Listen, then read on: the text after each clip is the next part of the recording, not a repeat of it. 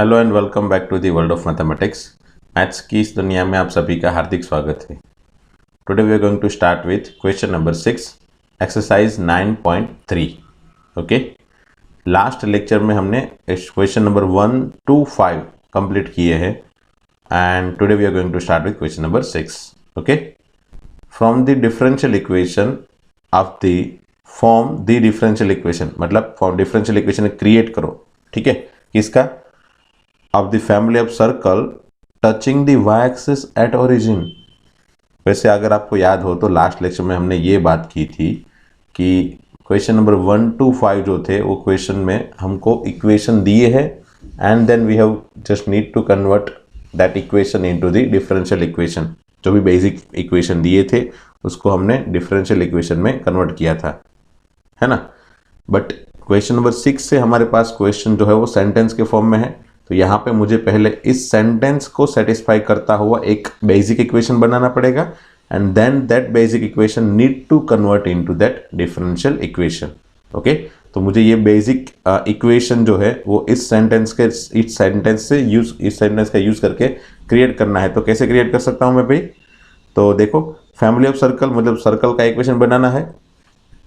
कैसा circle? Which touching the y axis at origin, मतलब ऐसा सर्कल जो वाई एक्सिस को ओरिजिन के पास टच करेगा। तो समझ लो से ये एक्स एक्सिस है, वाई एक्सिस है, तो कुछ ऐसा सर्कल जो वाई एक्सिस को ओरिजिन के पास टच करेगा, ऐसा, है ना। ये जो सर्कल है वो ओरिजिन के पास टच कर रहा है, ओरिजिन से टच हो रहा है। ठीक है, अब ये सर्कल जो है इसकी कैरेक्टरिस्टिक क्या है भाई? तो इसका सेंटर, ये सर्कल का सेंटर कहाँ पे आएगा? यहाँ पे। ठीक है, एग्जैक्टली एक्स एक्सिस के ऊपर आएगा। समझ लो वो सर्कल का सेंटर से A0 है, ए नहीं, चलो R लिखता हूँ, रेडियस R, ये रेडियस R हो गया। यहाँ पे से यहाँ से लेके यहाँ तक का डिस्टेंस जो है वो R है, क्योंकि रेडियस R होती है। तो ये अगर रेडियस R होती है तो ये पॉइंट जो होगा सेंटर का, उसका एक्स कोऑर्डिनेट भी R होगा, वाई कोऑर्डिनेट 0 होगा। सो जनरली हमको जब भी सर्कल का इक्वेशन चाहिए तो हम ऑलवेज क्या सोचते हैं कि भाई उसका सेंटर एंड रेडियस अगर मिल जाए तो हम आराम से सर्कल का इक्वेशन बना सकते हैं। वो हमने लास्ट चैप्टर में भी पढ़ा था एंड लास्ट सेमेस्टर में या फिर लास्ट ईयर में 11th में भी पढ़ा था। ओके, तो equation of circle will be what? Equation of circle क्या बन जाएगा भाई? क्या क्या चीज़ें हमारे पास है? सेंटर है, रेडियस है, तो सेंटर है R0, रेडियस है centre R0 and radius R। ठीक है, रेडियस R। तो ये दो इंफॉर्मेशन का यूज करके अगर मैं इक्वेशन बनाना चाहूँ तो x minus r whole square plus y minus 0 whole square equal to r square. ठीक है, x minus r whole square plus y minus 0 whole square equal to r square. So from this if I will simplify this one,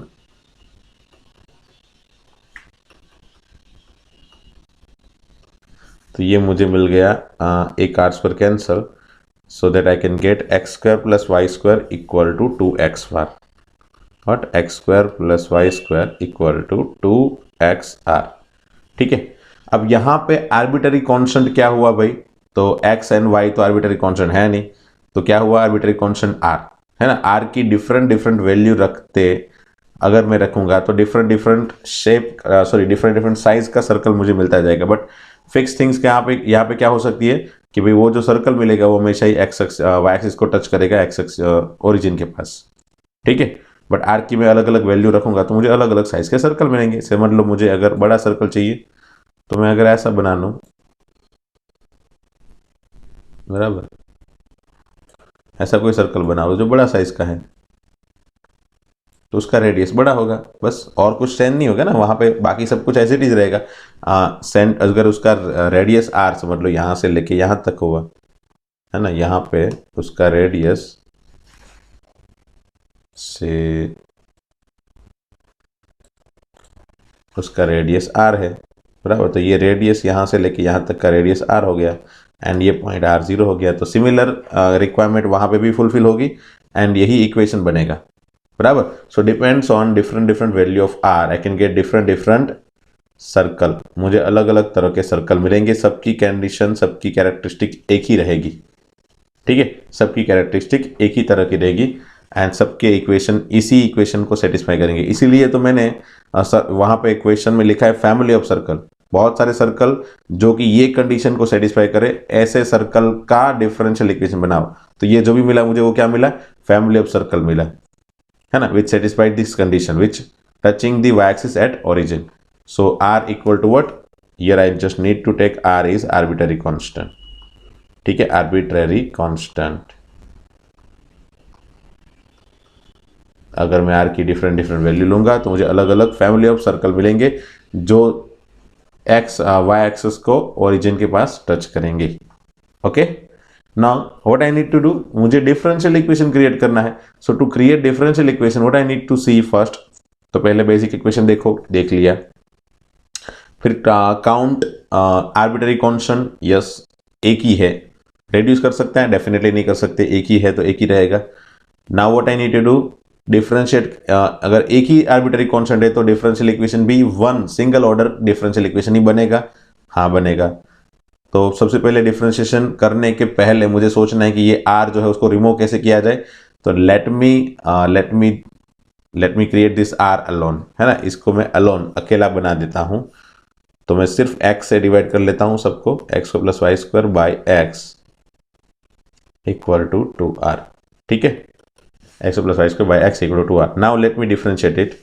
सो यहाँ पे division का rule लगा देंगे, नीचे वाले का स्क्वायर, नीचे वाला एज इट इज, ऊपर वाले का डिफरेंशिएशन 2x प्लस 2y, है ना, 2x plus 2y and y का y1, 2x का तो 2x, x स्क्वायर का तो 2x हो जाता है, लेकिन y स्क्वायर का 2y इंटू y1 भी होगा, वो तो आपको याद होगा ना, y स्क्वायर का क्या होता है डिफरेंशिएशन, तो 2y इंटू फिर y का dy बाई dx अलग से होता है, जैसे x स्क्वायर का 2x into dx by dx होता है, इसलिए वो कैंसिल होके सिर्फ 2x बनता है, बट y स्क्वायर में हमेशा ही क्या होगा, वो y इंटू y का डिफरेंशिएशन।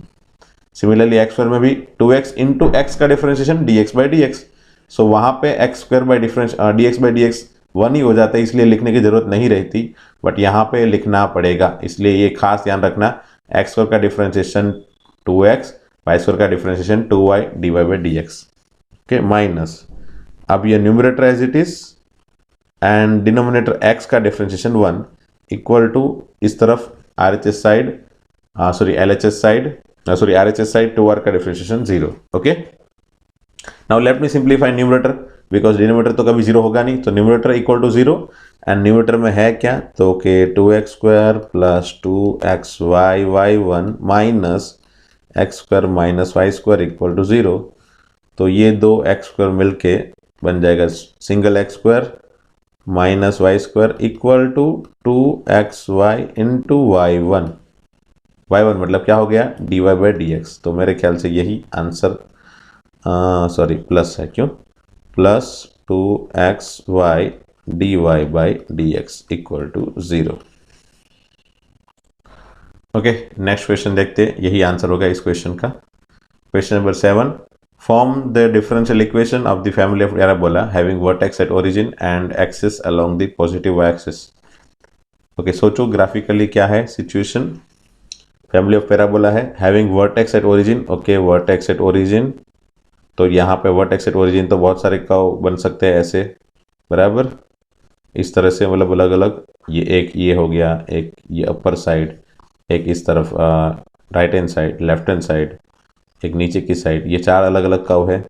अब मुझे कौन सा बनाना है, axis along positive y axis, तो axis along positive y axis तो कौन सा नहीं आएगा, ये एक्सिस अलोंग एक्स एक्सिस है, यहाँ पे एक्सिस अलोंग एक्स एक्सिस है, तो ये दोनों निकल गए और ये दोनों बचे बस। तो या तो ऊपर रहेगा या तो नीचे रहेगा, दैट डिपेंड्स ऑन व्हाट, तो दैट डिपेंड्स ऑन, अगर ऊपर रहेगा तो भी यही इक्वेशन, नीचे रहेगा तो भी यही इक्वेशन, बस यहाँ पे a पॉजिटिव रहेगा और यहाँ पे a नेगेटिव रहेगा, ठीक है। So equation of parabola y square, sorry y square नहीं, ये फॉर्मेट कौन सा है, x square equal to 4ay, ठीक है ना, x square equal to 4ay है, तो अगर वो 4ay में ये 4a नेगेटिव है, मतलब a नेगेटिव है तो ये नीचे वाला एंड a पॉजिटिव है तो ऊपर वाला, So ultimately equation which satisfied this particular things are is x square equal to 4ay where a is arbitrary constant.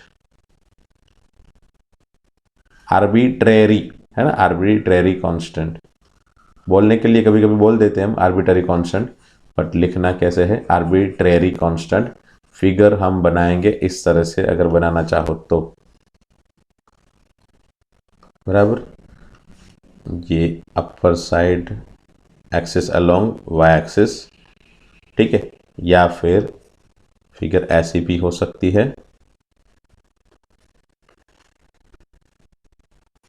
नीचे की साइड ये भी एक्सिस अलोंग वाई एक्सिस है। वैसे हमने वो लास्ट क्वेश्चन देखा 6 नंबर का, उसमें हमने ऐसा सर्कल बनाया था ना, वो सर्कल ऐसे भी बन सकता है, बराबर। लेकिन दोनों साइड, दोनों में से कोई भी पॉसिबिलिटी लो, हमारा आंसर यही बनेगा, है ना, हमारा आंसर यही बनेगा, ठीक है। ओके चलो, तो ये हो गया,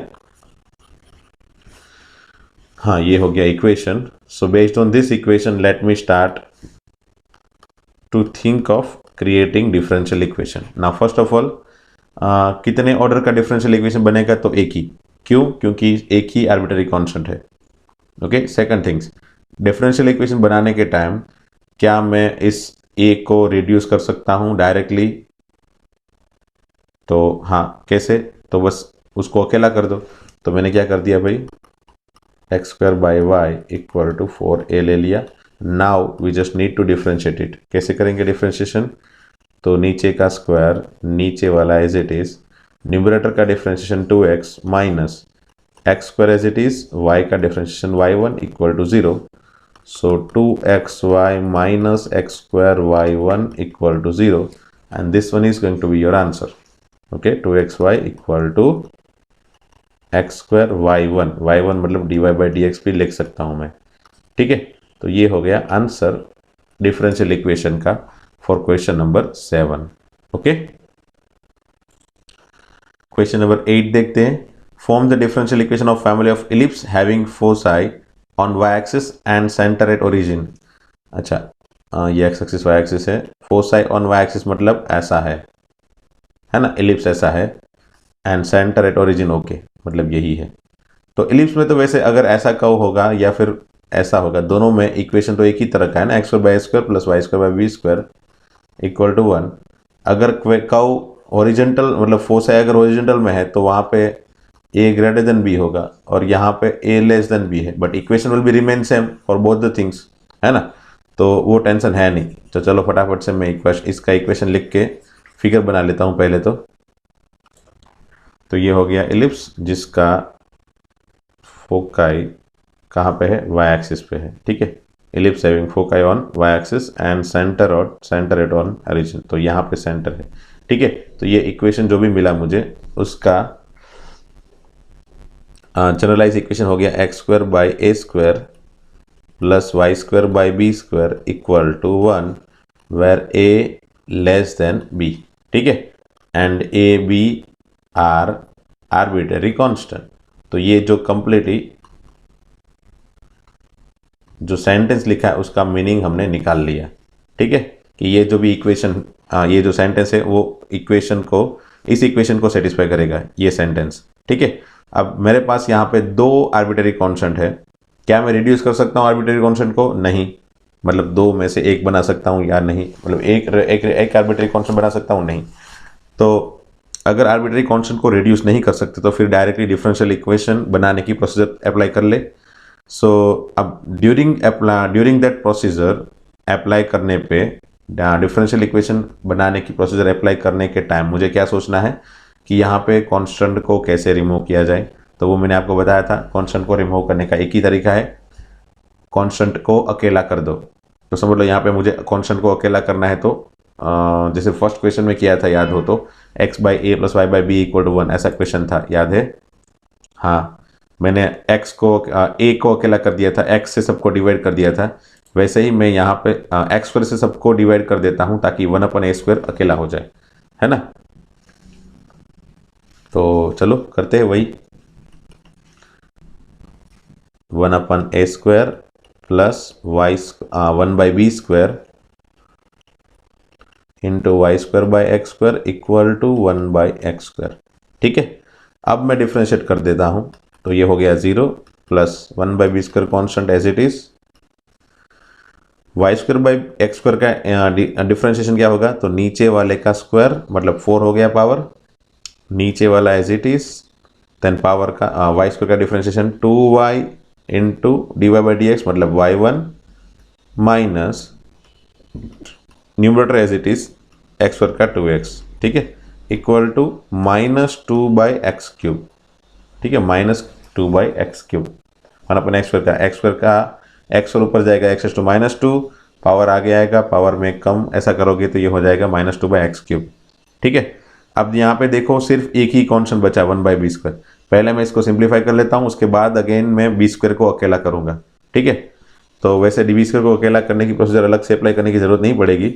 यहाँ पे x³ और यहाँ पे x⁴ कैंसिल होकर बचेगा x, एंड इस b² को मैं क्रॉस में भेज देता हूँ, क्रॉस मल्टीप्लाई कर लेता हूँ, ताकि बचेगा क्या देखो, x² 2x² y1 minus 2xy² equal to -2b²। यहाँ पे नीचे और एक x है। ठीक है, क्या हुआ, ये 2x² y1 माइनस 2xy², ठीक है, divide by x equal to -2b²। ठीक है, -2b², ये b² मैंने यहाँ पे भेज दिया, और ये x² मैं ऊपर से x को मैं यहाँ पे न्यूमरेटर के साथ कैंसिल कर रहा हूँ। कैसे, तो मैं पहले x कॉमन निकाल लेता हूँ न्यूमरेटर में से, तो 2xy1 माइनस 2y²। ठीक है, और 2 भी कॉमन निकाल लेते हैं, चलो 2x divided by x equal to -2b²। सही है भाई, ऊपर से मैंने 2x कॉमन निकाल लिया। ओके चलो 2x कॉमन निकाल लिया।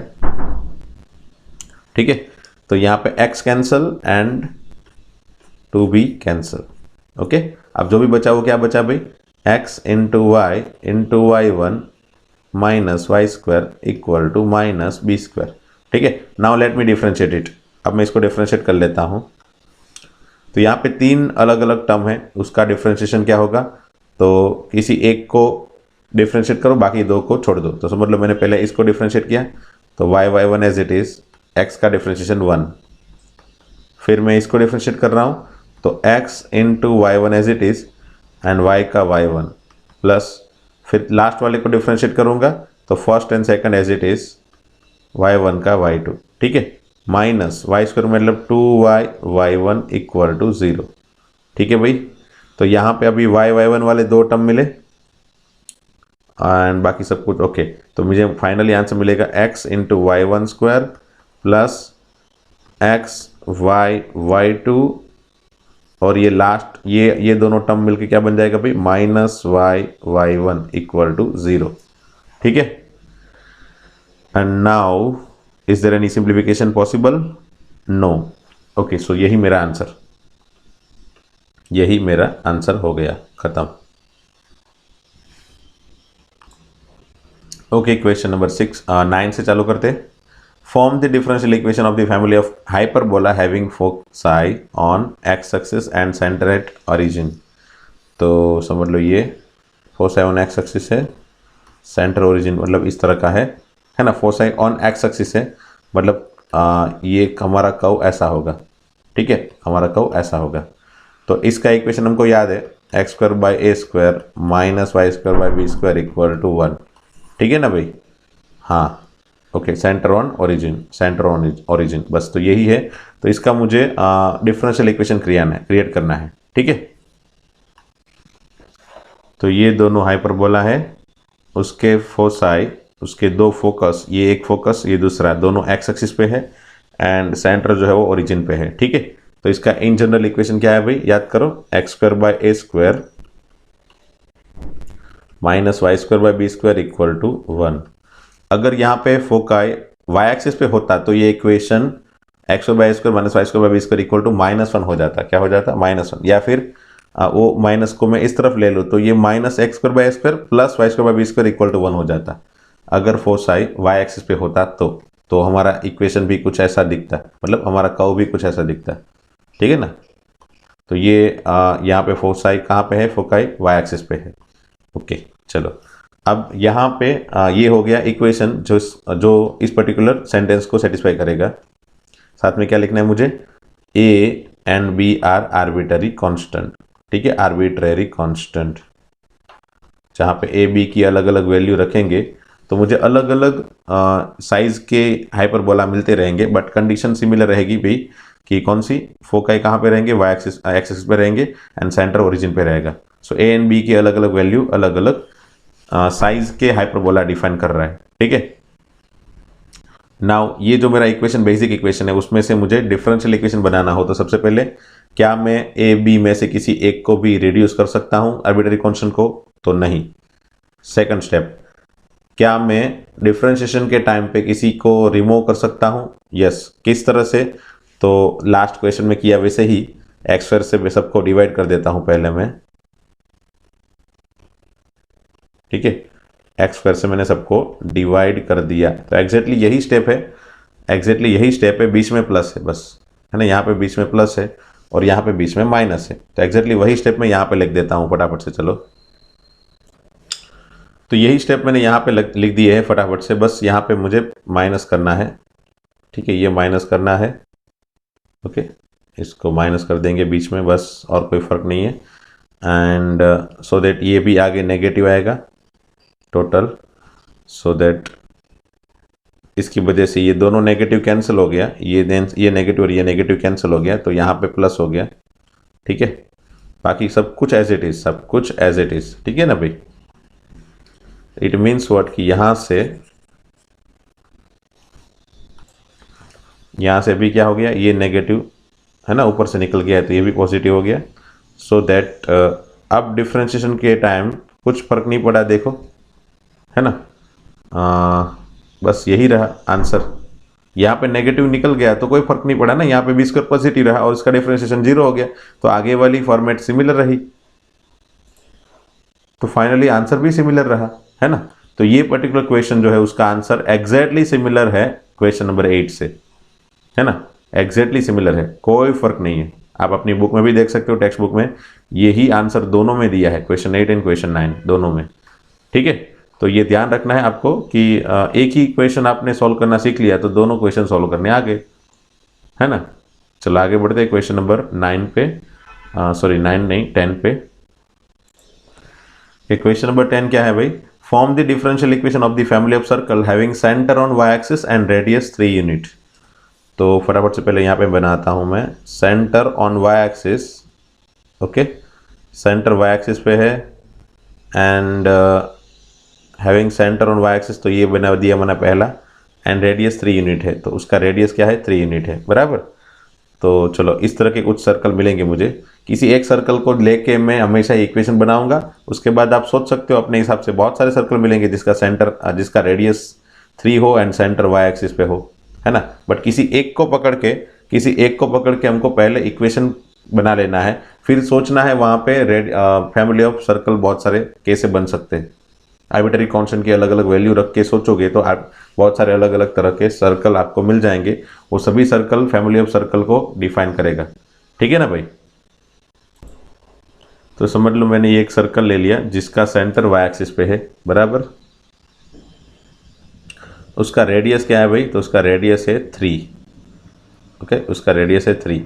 अब ये जो पॉइंट होगा सेंटर का, वो कौन सा पॉइंट होगा भाई, तो वो पॉइंट होगा उसका एक्स कोऑर्डिनेट 0 होगा, वाई कोऑर्डिनेट में कुछ भी ले लो, समझ लो ए, वाई कोऑर्डिनेट 3 नहीं होगा भाई, ध्यान रखना, है ना। वाई कोऑर्डिनेट 3 कब होता है, जब एग्जैक्टली ये एक्स एक्सिस को टच करेगा, तब यहाँ पे ये जो डिस्टेंस है वो भी 3 एंड रेडियस भी 3, बराबर। बट यहाँ पे ये जो डिस्टेंस है 3 है, बट ये सेंटर से ओरिजिन तक का डिस्टेंस 3 नहीं है, तो 0, a, क्योंकि ये a जो है वो चेंज होता रहेगा, है ना, a जो है वो चेंज होता रहेगा, क्योंकि अगर मैं समझ लो यहाँ पे होऊंगा तो a इतना मिलेगा, अगर मेरा सर्कल यहाँ पे है तो a मुझे कुछ इतना मिलेगा, ठीक है।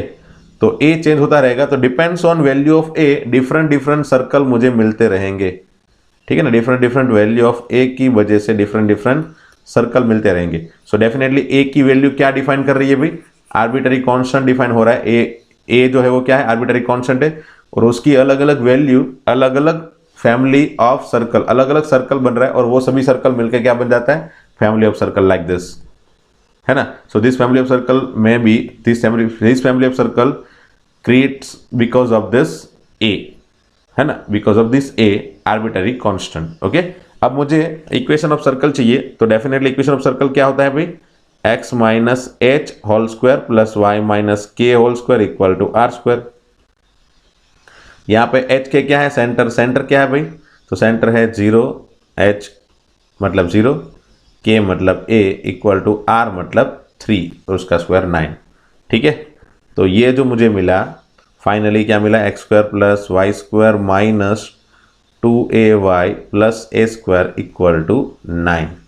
ठीक है, मुझे यहाँ पे x square plus y square minus 2ay plus a square equal to 9 मिला। तो ये जो मुझे मिला फाइनली, ये जो मिला वो मुझे मिला family of circle, equation of family of circle.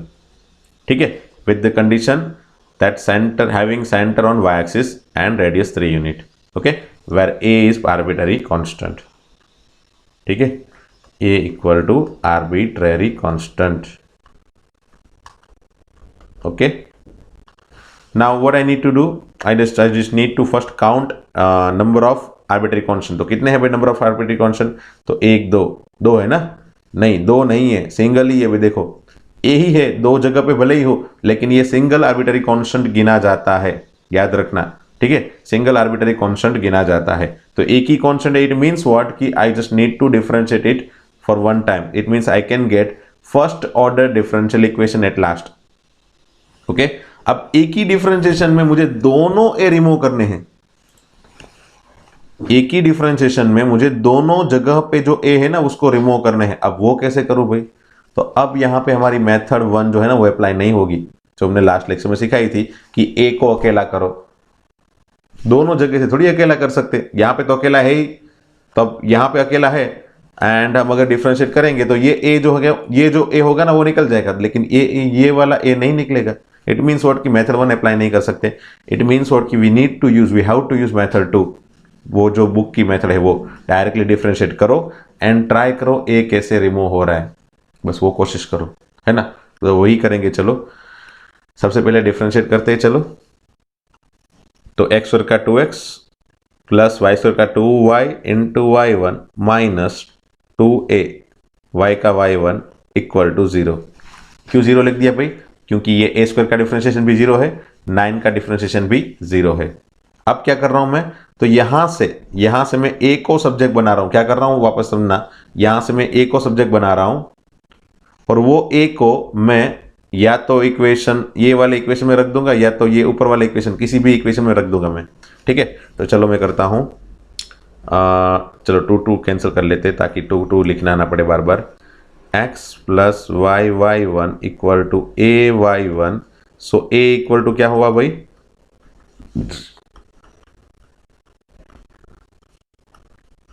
a equal to x plus y y one divided by y one, ये हो गई a की वैल्यू। ठीक है, अब ये a की वैल्यू लेके मैं चला जाऊं यहाँ पे, ये दोनों में से किसी भी इक्वेशन में, बराबर, ये दोनों में से किसी भी इक्वेशन में रख दूं। अगर मैं समझ लो ये वाले इक्वेशन में रखता हूं तो मुझे एक ही जगह रखना पड़ेगा ना a को, है ना, एक ही जगह पे a को रखना पड़ेगा।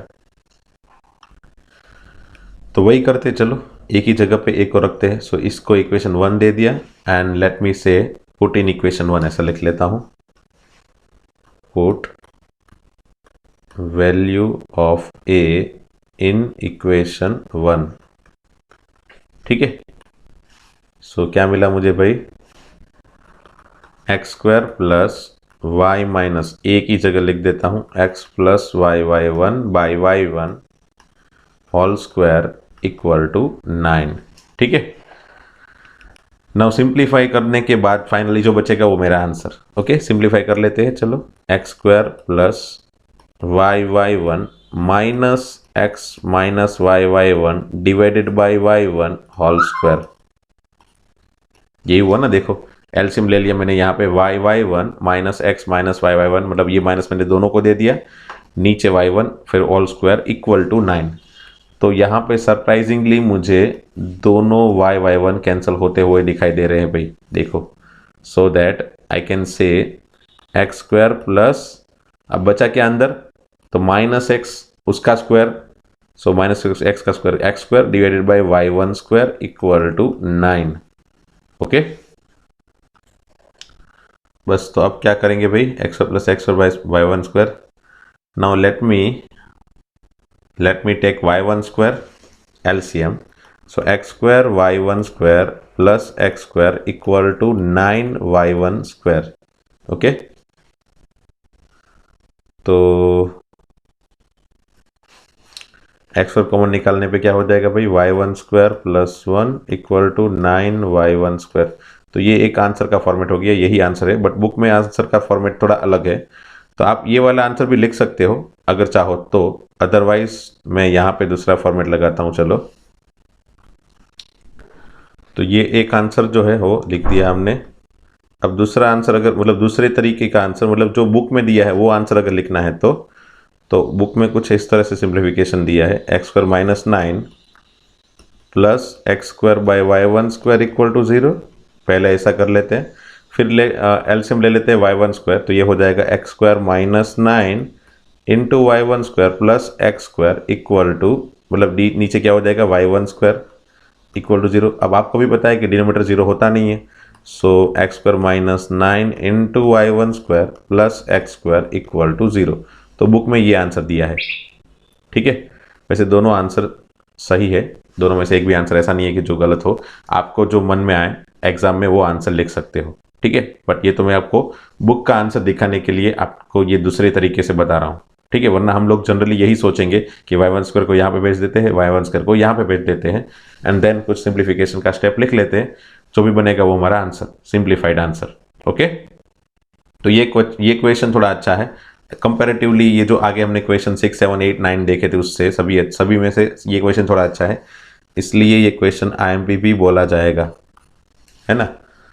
ये क्वेश्चन में अच्छी चीज एक ये भी है कि हमको यहाँ पे ए को अकेला करके डिफ्रेंशिएट नहीं करना है, और कहीं कर भी नहीं सकते, है ना। अगर करना चाहते हो तो भी नहीं कर सकते, क्योंकि अगर इस ए को अकेला करोगे तो ये वाला जो ए है वो अगेन वाई के साथ मिक्स हो जाएगा, है ना। क्योंकि ए को अकेला करने के लिए ए के बाजू में जो है उससे हम डिवाइड कर देते हैं, तो यहाँ से तो ए निकल जाएगा, बट यहाँ पे वाई चला जाएगा। यहाँ से तो मतलब वाई निकल जाएगा, बट यहाँ पे वाई आ जाएगा। और ये अकेला अगर ए करना चाहते हो तो वो तो अकेला ही है, तो अकेला देख के मैंने डिफ्रेंशिएट करना चालू रखा तो अगेन ये ए को मैं रिमूव नहीं कर पाया। सो ए को रिमूव नहीं कर पाया, इट मीन्स कि मेथड 1 जो है वो एप्लीकेबल नहीं होगी। सिंगल डिफ्रेंशिएशन में एक ही कांस्टेंट हम निकाल सकते, तो हमने ये एक बार ये एक जगह पे ये जगह पे जो था वो निकाल दिया, बट ये जगह पे जो है उसको निकाल नहीं पाए, और उसको निकालने के लिए मुझे सेकंड डेरिवेशन चाहिए, बट सेकंड डेरिवेशन कर नहीं सकते। क्यों? क्योंकि एक ही आर्बिट्ररी कांस्टेंट है, बट दो अलग अलग जगह पे है, इसीलिए। ठीक है, इसलिए मुझे पहले तो ये वाले जगह पे ए निकाल दिया, और ये वाली जगह पे जो ए बचा उसको सब्जेक्ट बना के जो भी ए की वैल्यू मिली उसको वापस इक्वेशन में ही रख दी ए की जगह पे, ताकि मुझे पूरा इक्वेशन जो भी मिले वो ए के बिना एंड वाई वाई वन के फॉर्म में मिल जाएगा। देखो, तो मुझे finally equation x y y one के फॉर्म में मिला, इसलिए मैं इसको डिफरेंशियल इक्वेशन भी बोल सकता हूं, एंड उसमें कोई आर्बिट्ररी कांस्टेंट नहीं है। So finally this one is your answer as a differential equation without having any arbitrary constant. Okay, question 11 देखते हैं। Which of the following differential equation has y equal to c1 e raised to x plus c2 e raised to x as the general solution?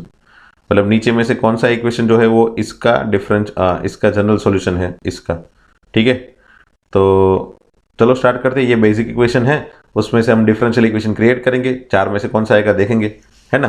तो यहाँ पे ये जो basic equation है ना, वो इक्वेशन किस तरह का है भाई, देखो c2 e raised to minus x। Okay, तो ये जो इक्वेशन है ना, ये इक्वेशन उसके जैसा है, a cos x plus b sin x वाला।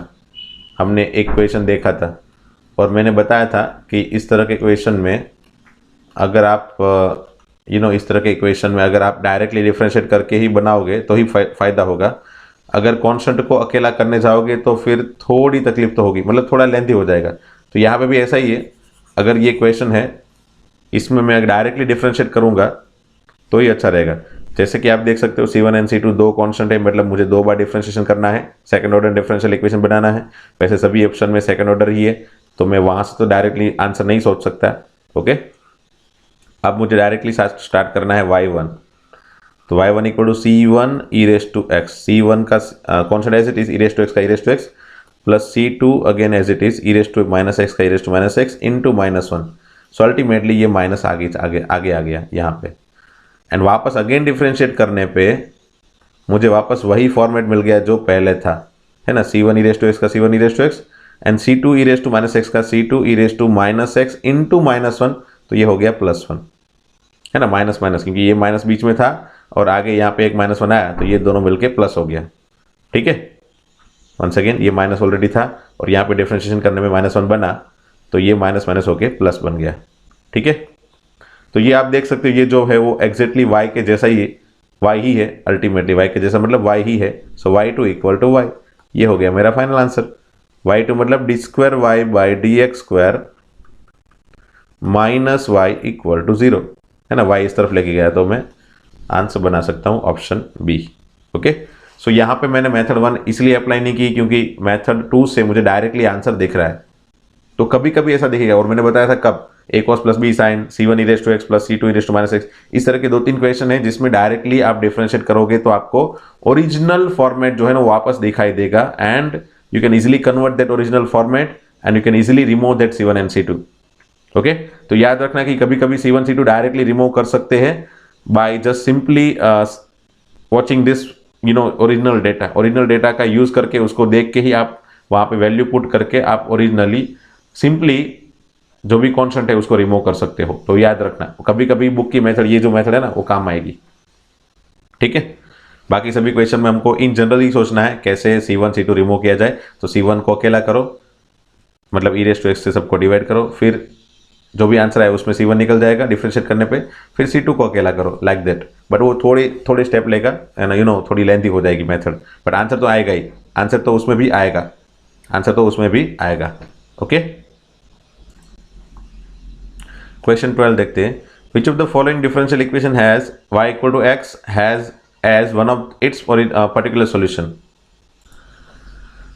तो y इक्वल टू x जो है वो एक पर्टिकुलर सॉल्यूशन है, ये चारों में से किसका?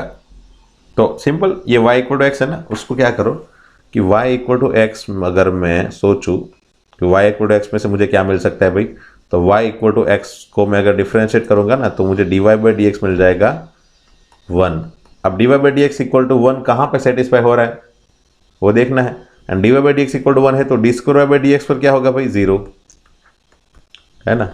अब यही चेक करो कि LHS इक्वल टू RHS कहाँ पे सेट हो रहा है, मतलब एक्सरसाइज 9.2 वाली मेथड, बराबर। ये दोनों वैल्यू मैं ऑप्शन में रख के देख रहा हूँ भाई, ठीक है। ये दोनों नहीं, ये तीनों वैल्यू, जब भी जरूरत पड़ी ये तीनों वैल्यू। ओके, तो ऑप्शन ए में देखो, d square by d x square that is 0 minus x square, d y by d x की value 1 plus x into y equal to भी क्या है, तो वाई इक्वल टू एक्स, ठीक है ना, वाई इक्वल टू एक्स ये रहा, ठीक है। So that is equal to what, minus x square plus x square minus x square plus x square which is equal to 0। तो ऑप्शन ए satisfied नहीं होगा, ठीक है। ऑप्शन ए जैसा ही ऑप्शन सी है, बराबर। ऑप्शन ए एंड सी में कुछ फर्क नहीं है, बट यहाँ पे 0 है, तो ऑप्शन सी सेटिस्फाई हो गया देखो। तो option b and d check करने की जरूरत नहीं है ना, ऑप्शन सी बी सेटिस्फाइड हो गया। सो ऑप्शन बी में डायरेक्टली यही लिखा है इक्वल टू 0, है ना, LHS इक्वल टू RHS, ठीक है। तो ये क्वेश्चन 12 का आंसर हो गया सी। किस तरह से करना है, जो भी पर्टिकुलर सॉल्यूशन है उसमें से dy by d x and D square by d x को तीनों की, मतलब दोनों की वैल्यू बना लो, ये तीनों मिलके ऑप्शन में रखते जाओ, जो ऑप्शन सेटिस्फाई हो रहा है वो आंसर आपका होगा। ओके, और इसी के साथ ही हमारी एक्सरसाइज खत्म हो गई, exercise 9.3 over. Okay, now as I promised, अब एक्सरसाइज खत्म होने के बाद हम देखेंगे एग्जाम्पल, है ना। इसी के एग्जाम्पल एक्सरसाइज 9.3 के पहले जो भी एग्जाम्पल है वो देख लेते हैं फटाफट से, है ना। स्पीड में देखेंगे, जो भी एग्जाम्पल इजी है उसको फास्ट करवाऊंगा। जैसे कि यहाँ पे form the differential equation representing this curve. Okay, so y equal to mx है, ओके है, एंड इस कर्व का डिफरेंशियल इक्वेशन बनाना है। कोई बात नहीं, एक ही कॉन्स्टेंट है, कोई बात नहीं, उसको ही रिमूव करना है, तो y by x equal to m। Now simply differentiate it, x square x as it is y का y1 minus y as it is x का 1 इक्वल टू 0। सो ये हो गया मेरा answer, x dy by d x minus y equal to 0। तो आप देख लेना आपकी बुक में आंसर यही दिया होगा। ओके, सिंपली एक ही कांस्टेंट था ना, आर्बिट्री कांस्टेंट, इसलिए एक ही बार डिफरेंशिएशन आएगा एंड उसको रिमूव करना है तो उसको अकेला कर दो, खत्म। यही स्ट्रेटेजी हम अप्लाई कर रहे हैं भाई। ओके ओके, नेक्स्ट क्वेश्चन देखते हैं। Form the differential equation representing the family of curve. ये जो कर्व है उसका डिफरेंशियल इक्वेशन बनाओ। वहां पे a and b arbitrary constant है। क्या मैं किसी एक को भी रिमूव कर सकता हूं, रिड्यूस कर सकता हूं? नहीं, नहीं कर सकता। देखो, ए एंड बी को मैं कंबाइन नहीं कर सकता। इट मीन्स मेरे पास दो आर्बिट्री कांस्टेंट है, तो मुझे दो बार डिफरेंशिएशन करना पड़ेगा, मतलब सेकंड ऑर्डर डिफरेंशियल इक्वेशन मिलेगा। ओके, तो अब डिफरेंशिएशन करना है और ए एंड बी को रिमूव भी करना है, तो वो कैसे करें? तो मैंने बताया था ए कॉस प्लस बी साइन वाला क्वेश्चन, वैसे ही इसी तरह के क्वेश्चन है, साइन कॉस के फॉर्म में हो ना क्वेश्चन, तो एक बार कोशिश करके देखो डायरेक्टली डिफरेंशिएट करके y y1 y2, फिर चेक करो कहीं पे एक दूसरे के साथ मैच हो रहा है क्या कुछ, and based on that A be remove हो रहा है कि नहीं हो रहा है, देखो एक बार चेक करो। तो यहाँ पे भी देख लेते, चलो y1 बना लेते पहले। तो y1 हो जाएगा a इंटू साइन का cos x plus b, and again y2 बनाते हैं, तो a इंटू कॉस का minus sine x plus b. ठीक है, तो ये देखो माइनस में आगे लिख लूँ तो माइनस ए साइन x प्लस बी। तो अगेन ये साइन x प्लस बी जो है वो तो खुद y हो गया, देखो, तो बस यहाँ पे रख दो y minus y. So y2 equal to minus y, ultimately d square y by d x square plus y equal to 0। तो ये जो बुक की मेथड है यहाँ पे इजी रही है ना। अगर यहाँ पे मैं वो अपनी मेथड जो थी वो अप्लाई करने जाता, तो पहले ए को रिमूव करता, तो साइन को उस तरफ लेके जाता नीचे डिनोमिनेटर में, फिर वो y बाई साइन का फॉर्मेट डिफ्रेंशिएशन करने का पॉसिबल होता, वो थोड़ी लेंथी हो जाती एंड कंजस्टिव हो जाती है ना। तो कभी कभी मेथड बुक की जो है वो अच्छी रहेगी, मैं इसीलिए बोल रहा हूँ कि बुक की मेथड भी अच्छी है। बट मैंने क्या बताया था कि वो कब, जब डायरेक्टली y1 y2 बनाने के बाद तुरंत आपको आपका जो स्टेप है ओरिजिनल स्टेप y का, वो वहां पे यूज होता हुआ दिखाई दे तब। अगर नहीं दिखाई दे तो डायरेक्टली मैंने बताया था वही मेथड अप्लाई करने की कोशिश करो। ठीक है, ओके, एग्जांपल 6 देखते हैं। Form the differential equation representing the family of ellipse having foci on x axis and centre at the origin. तो ये तो हमने देख लिया है ना, एग्जैक्टली यही क्वेश्चन था, मैंने आपको बताया था ये ऐसा है। जो टेक्स्ट मतलब एक्सरसाइज में क्वेश्चन था उसमें ऐसा कर्व था, बराबर। और मैंने ये बताया था कि भाई दोनों कर्व के इक्वेशन तो एक ही रहेंगे, x by square plus y square by b square equal to 1 है ना। बस ये इसके लिए भी चलेगा और इसके लिए भी चलेगा। बस यहाँ पे ए लेस देन भी होता है और यहाँ पे ए ग्रेटर देन भी होता है, कोई फर्क नहीं है, बराबर। तो इसी इक्वेशन से स्टार्ट करना है मुझे एंड उसका डिफरेंशिएशन करके ए बी रिमूव करना है और आंसर बनाना है। तो it is similar to what, similar to question number 8। आप देख सकते हो यहाँ पे वही इक्वेशन है, बस ये वर्टिकल टाइप का था एलिप्स का और वहाँ पे हॉरिजॉन्टल टाइप का था, एंड फाइनली हमारा जो आंसर बनेगा वो भी इसी तरह का आएगा। तो इस तरह के हमने दो, ये एक क्वेश्चन 8 देखा। सिमिलर क्वेश्चन 9 भी वैसा ही है, बस बीच में माइनस है, यहाँ पे प्लस था, यहाँ पे बीच में माइनस है, तो उसका आंसर भी यही पैटर्न में मिला था, बराबर, इसी तरह का। और ये जो क्वेश्चन है उसका आंसर भी वही मिलेगा है ना, इसका आंसर भी वही मिलेगा जो हमने क्वेश्चन 8 एंड 9 में देखा था, वही आंसर मिलेगा। ठीक है, so question number 6 is similar to question number 8। Now question number 7 देखते हैं, सॉरी एग्जांपल नंबर 7 देखते हैं। Form the differential equation of the family of circle touching x axis at origin. ये अगेन जो क्वेश्चन हमने वाई एक्सिस को origin के पास टच करता हुआ क्वेश्चन देखा था, ये वाला वैसा ही है। इस पर्टिकुलर क्वेश्चन में एक्स एक्सिस को टच करना है ना, कहाँ करना है टच, एक्स एक्सिस पे टच करना है। तो ये समझ लो हमारा सर्कल हो गया। ओके, अब ये सर्कल में ये सेंटर हो गया। अब ये जो डिस्टेंस होगा वो कितना होगा, डेफिनेटली आर है ना, रेडियस इतना ही होगा। एंड सो अगर रेडियस इतना है तो ये जो सेंटर है उसका भी पॉइंट क्या होगा, 0,r। सो डेफिनेटली अगर सेंटर 0,r है एंड रेडियस जो हो गया, जो रेडियस होगा वो भी r है, तो इक्वेशन ऑफ सर्कल क्या मिलेगा भाई, तो x minus 0 whole square plus y minus r square equal to r square. तो x square plus y square minus 2RY plus r square equal to r square, दोनों r cancel एक साथ में, दो r square cancel, so finally we are left with x plus y square equal to 2RY। Exactly वहां पे x plus y square equal to 2RX बचा था, यहाँ पे 2RY बचा। कैसे? वहां पे हमने डिफरेंशिएट किया था तो y को पहले मैं नीचे लेके गया था, मतलब r को अकेला कर दिया था और उसके बाद डिफरेंशिएशन किया था। तो वहां पे x को नीचे लेके गए थे, यहाँ पे y को नीचे लेके जाएंगे। ठीक है, अब now we just need to differentiate it. तो नीचे वाले का स्क्वायर, नीचे वाला एज इट इज। ठीक है, एक्स प्लस वाई स्क्वायर क्या होगा भाई? 2x प्लस 2y/1, याद करो सब कुछ मैंने समझा दिया था इसी तरह का, minus x square plus y square as it is and denominator का differentiation y1 equal to 0। Okay, अब डेफिनेटली डिनोमिनेटर तो 0 होता नहीं है, so numerator is 0। 2xy plus 2y square y1 minus x square y1 minus Y square y1 equal to 0।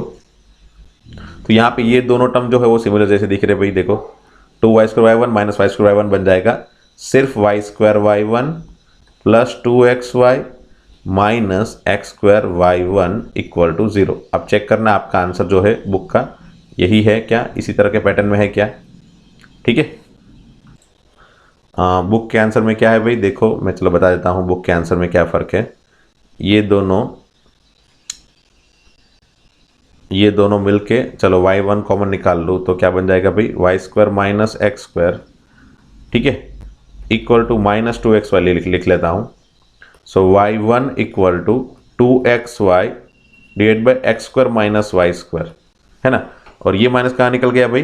तो इसमें से मैंने x square minus Y square किया, मतलब माइनस को कॉमन निकाला और वो माइनस को इसके साथ कैंसिल करके यहाँ पे जो बचा वो क्या बचा? X square minus Y square, फिर उसको मैं नीचे लेके गया तो इसका भी नेगेटिव निकल गया और इसका भी नेगेटिव मैंने बाहर निकाल के उसको भी निकाल दिया।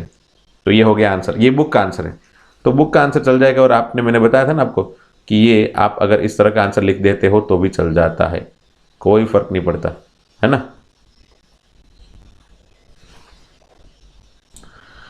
ओके, एग्जाम्पल 8 देखते हैं, लास्ट एग्जाम्पल। ओके, उसके बाद तो हमारी एक्सरसाइज भी खत्म हो गई है एंड नेक्स्ट लेक्चर में हम नए क्वेश्चन ही देखेंगे, नई मेथड देखेंगे। ठीक है, तो एग्जाम्पल 8 क्या है भाई?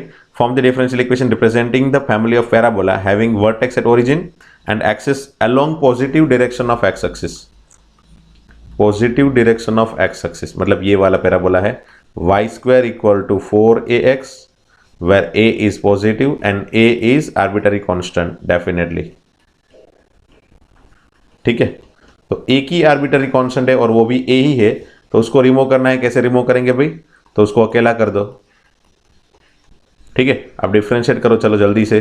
नीचे वाले का स्क्वायर, नीचे वाला एज इट इज, ऊपर वाले का डिफरेंशिएशन 2y/1 माइनस ऊपर वाला as it is y square as it is, नीचे वाले का differentiation 1 equal to 0। Definitely denominator 0 होता नहीं है, so numerator 0, 2xy/1 minus Y square equal to 0। ठीक है, एक y कॉमन निकाल लेता हूं तो y इंटू 2xy1 minus y equal to 0। ठीक है, so finally 2xy1 equal to y, ultimately 2x dy/dx equal to y। ठीक है, एंड बुक में यहां से आंसर बना दिया है कि भाई 2xy dy/dx equal to Y square या फिर minus Y square equal to 0 चल जाएगा। आप y कॉमन निकाल के ये वाला आंसर बनाओगे तो भी चलेगा बराबर। ठीक है, तो ये हो गया एग्जाम्पल 8 का सॉल्यूशन खत्म। तो दोस्तों मिलते चलो नेक्स्ट लेक्चर में। Thank you very much.